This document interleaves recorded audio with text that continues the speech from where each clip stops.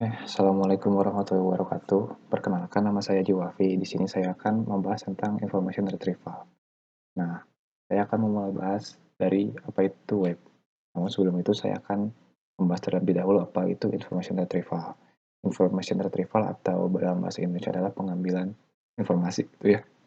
Jadi, information retrieval itu adalah sebuah ilmu yang berhubungan dengan representasi, kemudian berhubungan dengan storage, berhubungan juga dengan organization, dan berhubungan dengan pengaksesan informasi ya. Nah, apa sih informasi yang diakses itu gitu ya? Jadi banyak tipe informasi yang bisa diakses. Salah satunya itu kita mengakses informasi dari dokumen, kemudian mengakses informasi dari web page gitu ya. Terus kita bisa juga mengakses informasi dari katalog online, kemudian dan juga objek multimedia lainnya. Nah, early goals of ER itu adalah untuk indexing teks dan juga searching. Ya, searching di sini adalah kita mencari sesuatu yang berguna dalam dokumen atau dalam koleksi. Nah, untuk sekarang ini IR dapat digunakan maksud saya IR juga sudah mencakup ke dalam modeling ya, modeling, kemudian uh, pencarian dalam web, habis itu teks klasifikasi, mencakup juga arsitektur sistem, user interface, visualisasi data, kemudian filtering dan juga bahasa-bahasa. Jadi pada awalnya sudah lebih dari 5.000 tahun kita gitu sebagai manusia telah mengorganisir sebuah informasi ya. Nah, pada awalnya itu kita itu menyimpan dan juga mengorganisasi sebuah data di papirus gitu ya. Nah, di dalam kertas yang sangat simpel gitu, kertas dari papirus. Nah, setelah itu berkembanglah ilmu information retrieval. Nah, jadi pada zaman 50-an, pada tahun 50-an, sebuah peneliti di sebuah peneliti hari ini seperti Hans Peter Laan, Eugene Garfield, Philip Bagley, Calvin Morse. Nah, baru mengungkapkan adanya istilah information retrieval. Nah, pada tahun 1962, Cleverdon mempublikasikan sebuah jurnal ya di Cranfield Study tentang information retrieval, tentang retrieval evaluation. Nah, di tahun 1963, Joseph Becker dan Robert Hayes juga mempublikasikan sebuah buku tentang information retrieval. Nah, pada tahun 60-an, akhir 60-an, nah, Karen Spark Jones dan juga Gerard Salton, nah, memperkenalkan sebuah teknik yaitu TF-IDF, yaitu Term Weighting Scheme. Nah, seperti itu kurang lebihnya. Kemudian kita masuk the web. Nah, jadi the web itu dimulai pada akhir Perang Dunia Kedua, di mana seorang yang bernama Fenerbahce mempunyai ide untuk menciptakan teknologi baru untuk masa-masa aman setelah perang. Dia kemudian menuliskan laporan yang berjudul Science: The Endless Frontier. Nah, setelah itu Douglas Everett menemukan mouse computer ya, memperkenalkan konsep teks hyperlink, HTML. Kemudian Ted Nelson menciptakan istilah hypertext yang memungkinkan pembaca untuk melompat dari suatu dokumen elektronik ke dokumen lainnya. Nah, jadi memungkinkan pengguna untuk membaca teks dari satu komputer ke komputer lainnya gitu ya. Dokumen elektronik, jadi bisa berpindah dokumen elektronik seperti itu. Nah, pada tahun 1990,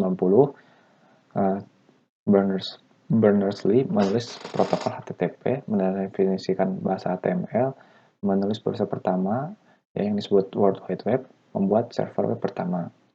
Nah, pada tahun 1991 dia membuat perangkat lunak browser dan servernya tersedia di internet dan web pun lahir. Nah, di sini asalnya asal muasal information retrieval gitu ya, atau information retrieval zaman sekarang. Nah, kemudian setelah munculnya web, kita beralih ke electronic publishing era.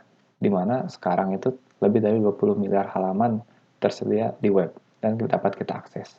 Kemudian lebih dari seperempat manusia di bumi sekarang dapat mengakses web secara teratur gitu ya. Bahkan lebih. Jika kalau misalkan sekarang populasi manusia di bumi itu ya 7 miliar, maka sekarang itu sudah lebih dari seperempatnya sudah dapat mengakses web gitu ya, sudah dapat mengakses internet. Nah, how the web change search. Jadi penulisan website ini merupakan aplikasi IR yang paling baik dan yang paling besar. Karena pengindeksannya sangat terstruktur dan search engine pun pada dasarnya adalah bagian dari teknologi IR ya. Nah, jadi bermula dari pengindeksan di sebuah kertas gitu di papirus dan melahirkan sebuah teknologi yang pengindeksannya itu sekarang digital. Nah, web sendiri terdiri dari halaman-halaman yang tersebar di jutaan situs dan dihubungkan melalui hyperlink. Kemudian membutuhkan pengumpulan semua dokumen dan penyimpanan salinannya di repositori pusat. Fase baru dalam proses CR ini diperkenalkan oleh web, disebut crawling ya. Dampak besar web kedua, yaitu untuk pencarian. Nah, kenapa untuk pencarian? Karena ukuran koleksinya besar. Bahkan belum ada yang mengukur seberapa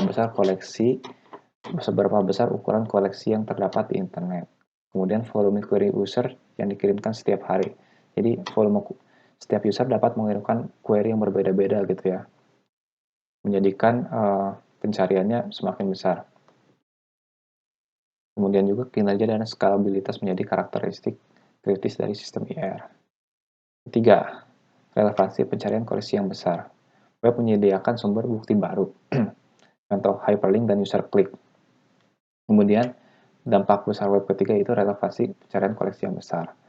Nah, ketika kita mencari sesuatu di search engine, nanti akan muncul apa saja informasi yang relevan dengan pencarian kita, gitu, seperti itu. Dan informasi itu tidak hanya berasal dari satu sumber, jadi kita dapat memilah dan memilih mana sumber yang kita butuhkan. Nah, kemudian web juga merupakan media untuk berbisnis. Nah, jadi di zaman sekarang web sudah diperuntukkan untuk berbisnis dan hampir semua marketplace gitu ya, hampir semua perusahaan sudah mempunyai web. Nah, seperti itu. Nah, lalu berikutnya itu adalah spam. Spam web itu termasuk pada ketersediaan informasi disamarkan dalam bentuk konten informasional. Kemudian kesulitan ini menjadikan topik bahasan tentang retrieval web for sale. Nah,